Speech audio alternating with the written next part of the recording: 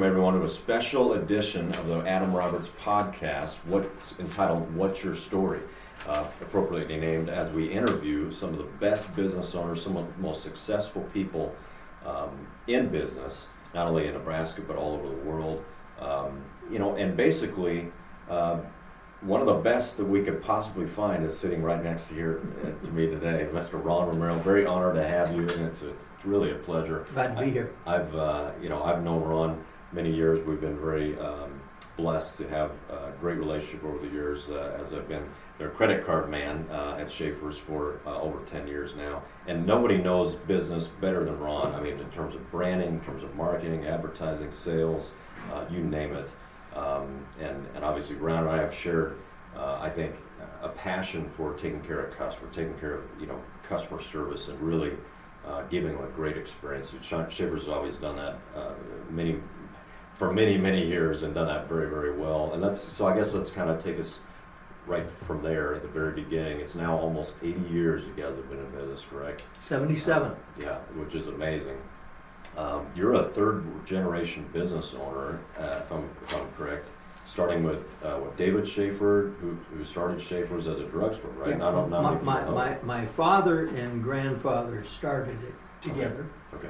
After World War II ended, it was in 1946. My father was from California, but he met my mom out there. She was going to school, and they met, got married, and they came back here, and my grandfather, said he had this opportunity to buy this little drugstore, and he said, "Why don't you come in there with him?" So they did, and that was in the mid, like you said, 1946, and it's just kind of gone from there. In the early 50s, television was just starting to become popular, or come of age, really. Mm-hmm. And so my dad thought, he would try to sell a few TVs out of the back of the drugstore, a little extra. And so he did that. And that was, just a little mom and pop store. And they ran it that way till pretty much into the 60s.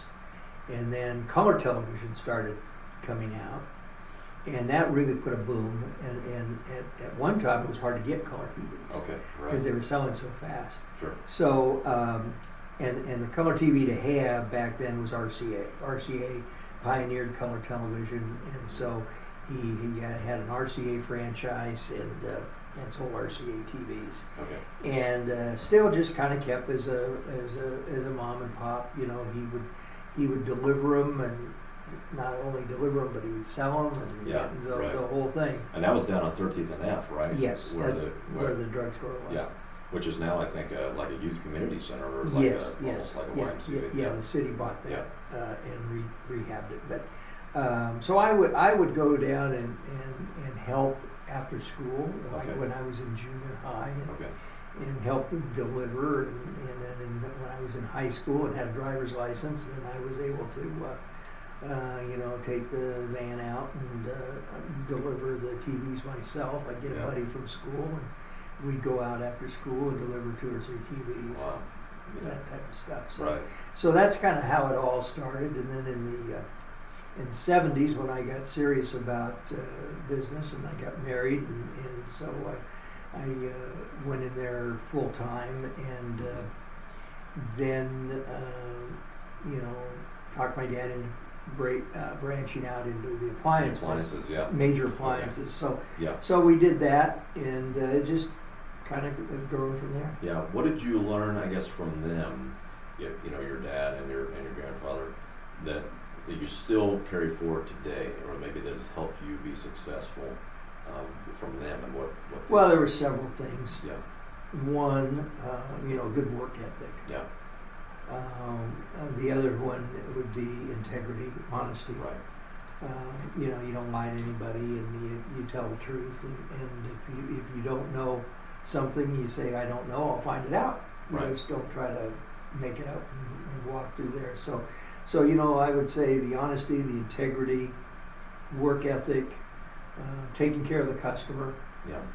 You know, like back in the days, I remember my dad would go out in the evenings and help people with their TV if they didn't understand something. He'd go stop by their house and adjust it, and, Yeah. and, you know, this type of stuff. So, Wow. you know, I remember going out with him on, you know, Christmas Eve and stuff like that. You know, if somebody bought a stereo and they didn't know how to work it or something, so Wow. you'd go out and do that. So that, you know, it was just, you know, customer service. Yeah, yeah, and going the extra mile to take Yeah. care of people. Yeah, well, that's obviously, yeah, I mean, you've probably forgotten more about TV and appliances than we know over the years. Well, Yeah. I've seen a lot of them.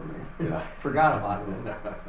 What, you know, maybe for the business owners who are, you know, starting a business, or entrepreneurs out there that are trying to make it out there, maybe not just in retail, but in business in general, what advice maybe would you have for those type of people who are, you know, start from the ground up, like you guys did? Well, I think you want to understand your priorities. Yeah. And by that I mean, you know, what is important to you? You know, is it just not a job?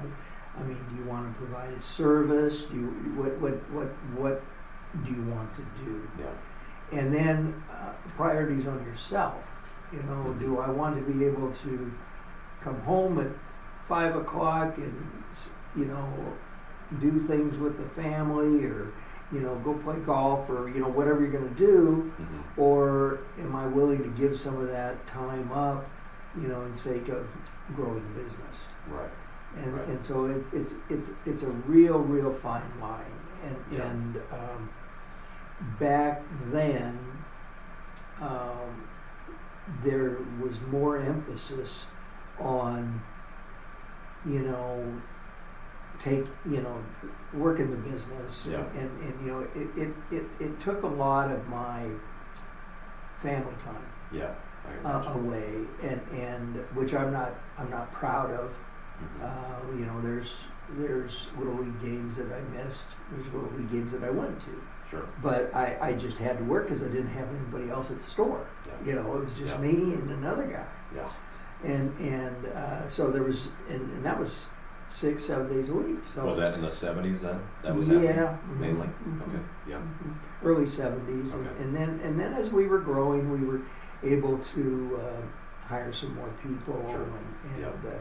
and do that. But you know, so I guess you just want to get you want to get your priorities, not only with yourself, if you have a family, with your family, and then your priorities on, you know, what you're going to do with the business, how you're going to Yeah. take care of the customers. That sounds so familiar. I remember my first 7 years in business, I didn't take a single vacation. Yeah. You know, and it took a lot out of me to finally just let go a little bit and let somebody else answer the phone, you know, when I was Mhm. gone. And yeah, so I can certainly relate. And I think there's a lot of business owners like that, maybe who struggle with, you know, letting go, passing the torch a little bit, allowing, which we'll get into a little bit as well. I've got some questions on that. But backing up, so as you built the business and as you grew it,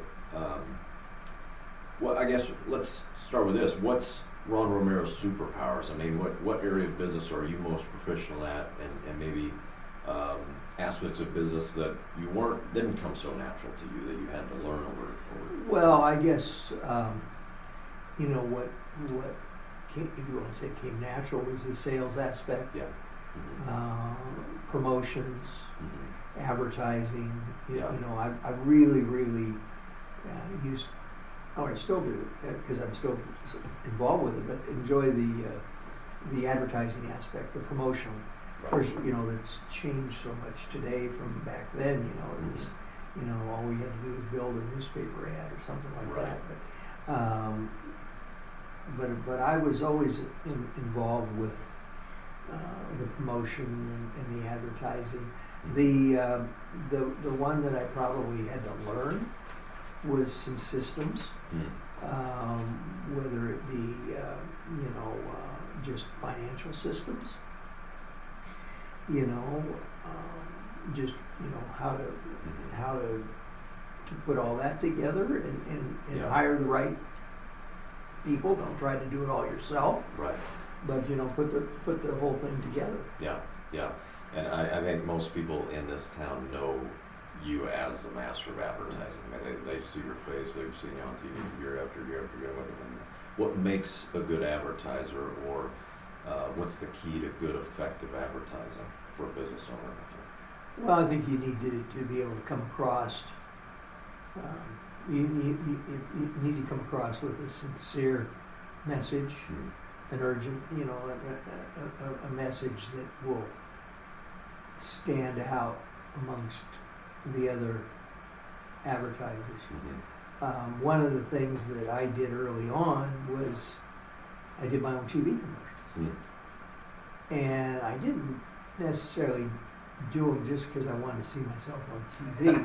Right. But it was that when that commercial came on and you saw me, you knew it was Schaefer's. Right. And if you saw the local talent, back then, like say on Channel 10, they had 2 or 3 spokespeople that would be talking about, several different companies. You Yeah. might see them talking about, back then it was Miller and Payne, and the next time they're talking about butternut coffee, or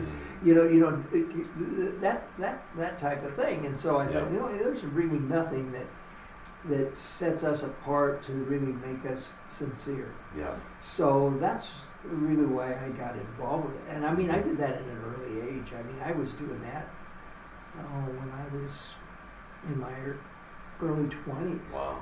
Yeah. I'd been working in radio for a while, and so, I enjoyed that kind of stuff. Yeah. And so I just thought, well, I'm just going to do the TV commercials. Yeah, I do, yeah. And I think, one thing that I've noticed, at least, is innovation. Schaefer's is always innovating, and you're always looking for bigger and better ways to serve your customer. Right. And that's what makes Schaefer's very unique, in my opinion. Well, and I'll tell you, I've been blessed because I've got my son and daughter are involved with the business, and we share a lot of the same, all the same values, and know what it takes. Like in the advertising, my son says, we gotta stand out from all the other, and the same thing goes today. I mean, not only just for TV, but if you're internet or whatever type of advertising that you're doing, you've got to stand out amongst all the others. Right, absolutely. Okay, so backing up to sort of you consolidated, closed the 13th and F location, moved everything to 48th and R. Talk about that, and I guess the influx of appliances, what a step that was for your business. I mean, that was, and moving away, and at that point you closed down the drugstore portion. Well, right. Not really. We kind of ran that for a while with the soda fountain and all that stuff, because that was, the family and my mom and dad, grandfather and stuff. They liked that. Right. Soda fountain and all that kind of stuff. So we just kind of grew from there. We just took over different. The building had multiple tenants in it. Yeah. And so eventually my dad bought the building, and we started taking over these little pods. Okay. Gotcha. And that's when we got in the appliance business. Okay. So that was about 73 or so. Okay. And so we got in the appliance business, and back then we were just known for television. Yeah. So it was a big deal to try to brand into the appliance business. Right. And there was a lot of competition in the appliance business. I can imagine. And so we grew that. Mm-hmm. And it was a slow growth. We evolved in that, and we got to a point where now the appliances are much more of our market share that we do is more in appliances than it is in Is television. it really? Wow, interesting. That's very interesting. And I think going back to what makes a business successful, I think everyone knows that Schaefer's has great people. I mean, every time I've been in there, to get an appliance myself, I get taken care of, and you have a great team. You really do. And so, for business owners out there, maybe who are new or trying to grow their business and go to that next level, how do you find a good team? How do you hire good people? What do you look for? Well, you've always got to be looking, Yeah. and trying to recognize the potential Hmm. in people, whether it's, if you see somebody in church, or you see somebody in a restaurant that's giving you good service, or you always have to keep your eyes open, Yeah. to try to get some talent, and also within the industry, Sure. So we've been very fortunate. We have good people, we have good managers. We don't have a lot of turnover. Yeah. And so especially in our sales and service areas, we have people that have been with us a long time. Yeah, which is unique. Yeah. I think that's With the pandemic, it's becoming more of a challenge finding people. Yeah. Finding people that, number one, that want to work, and people that, if they do work, they're going to do a good job and Right. and going to share the same values that you want. Right, the integrity and the things that you mentioned. Yeah. We've been blessed and honored to serve you now for over 10 years. That First American truly has been an honor, and I'm trying to think back. That's a lot of caramels too, I think, over the years. For those of you who may not know, we give our family's world famous homemade caramels to our customers every year. So we look forward to that. It's a big deal in our house come December. What advice can you give to those who want to work with you? I mean, I've gotten a pretty good idea over the years, having served you, what type of people you like to work with. Speak to that a little bit. Well, I think, we work with all different types.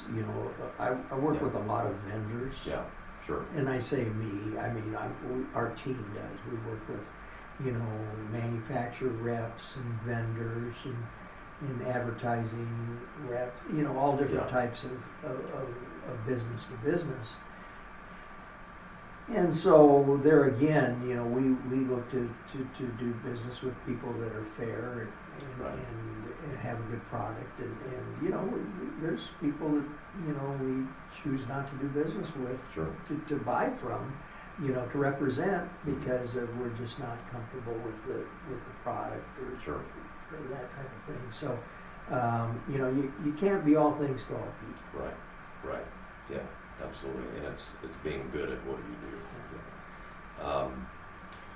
As you were building Schaefer's over the years, and going through, growth and obviously the growth we now see today, did you have any low points, any challenging times where, man, I don't know if we're going to make it through this, or challenges you had to battle, and tell us about those? Well, yeah, every I think person that's starting a business from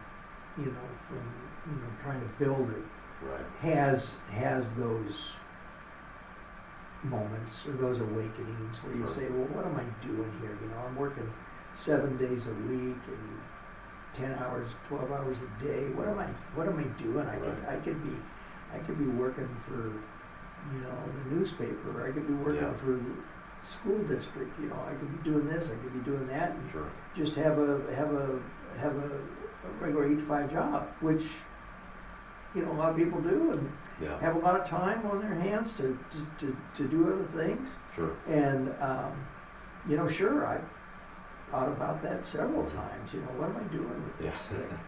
And then not to mention the risk that you take, the financial risk Right. that you take. You need to make sure that you know, you've got people coming in and buying things, and that you're making a profit, and because you've got a lot of mouths to feed. You've got people on your payroll that if depend on you. yeah. Yeah. So I mean, there's a lot of stress that comes with that. You know. Yeah. I didn't lose this hair, easy. Well, and that's what I was going to say. I think that's maybe where I lost most of my hair too. But you know, being a business owner, there's pros and cons to that. Yeah. But yeah, for the entrepreneurs out there that are trying to make it, trying to get there, trying to get through those tough times, especially as we went through COVID 2 years ago, which was unprecedented. I mean, nobody's been through anything like that, I don't think. Hopefully we won't again. You know, what helped Schaefer's get through some of that, and I mean, obviously there was a big influx of online business that happened during that period. Well, what helped us get through that was our people. Okay. You know, our people from the top down stepped up and took it serious, and whatever they had to do, they did. You know, we shut down for, I think it was 2 weeks, but we still had people that came in and worked the phones and you know, did, you know, they were there. But you know, we had product. You know, we made sure that, you know, we were doing what we could to get inventory, because, you know, people were staying home. They were buying new TVs. They were remodeling their kitchens. They were cooking more, so they wanted a better range or microwave or refrigerator. You know, there was a lot of that business done during that time, and the availability of product was tough, because, you know, the factories were shut down, or, you know, stuff was imported. You know, parts were tied up and all that stuff. And I mean, we're still seeing some ramifications of that. But, you know, we just had to buy smart. You know, we had to make sure that we had inventory, and, you know, immediately we committed, you know, Yeah. Well, and COVID, I think, changed business for a lot of different industries. Maybe for, and who knows how long, but it could be an extended period of time that's the case. Has it changed in the retail world, has it changed for Schaefer's, and how so in terms of that marketplace? well, it showed us that we could be a little more efficient. Yeah. And get more done in less time. You know, we cut back hours, and we still have cut back. You know, we used to be open every night, and we're not. And because we need to, during the COVID period, you know, like I said, our people were working hard. Yeah. And so to have them working extra hours and stuff, that we needed to do some cutbacks. Yeah. So we did that. We did holidays. You know, we used to be open most major holidays. You know, like we would be open New Year's Day, and we'd be open Memorial Day and Labor Day. And, you know, we said, you know, let's just tell our folks that you know, that's good family time, and let them have that off. So, that's you know, fantastic. we did that, and we haven't gone back yet. Yeah. You know, I'm not saying that, you know, we might down the line. I don't know. We're trying not to. Yeah, that's fantastic. You know, your story's interesting, and I want to dive back into that a little bit, because you mentioned, you know, the days when you were behind the counter, you know, you're the guy answering the phone, or, you know, it was just you and a couple other people. And now we look at the Schaefer's today, you know, you've got a great team, a pretty extensive workforce. how does a business owner who's maybe stuck in that, that sole proprietorship, or stuck in that, sole member LLC, and they're trying to scale, or trying to open it up so they can have more time with their family, what helped you make that leap? How did you scale and were able Well, to go to the next level? I was able to find good people. Yeah. And people that share the same values, and that were willing to come in and help. I was fortunate to find people in all departments. And I'm not, I don't. There's a lot of departments that I really don't get involved with, because I know what's going on there, but Right. I got people in there. That's what their job is, and so we were able to find people that could run our office, run our computers, run our warehouse, deliveries, service, sales.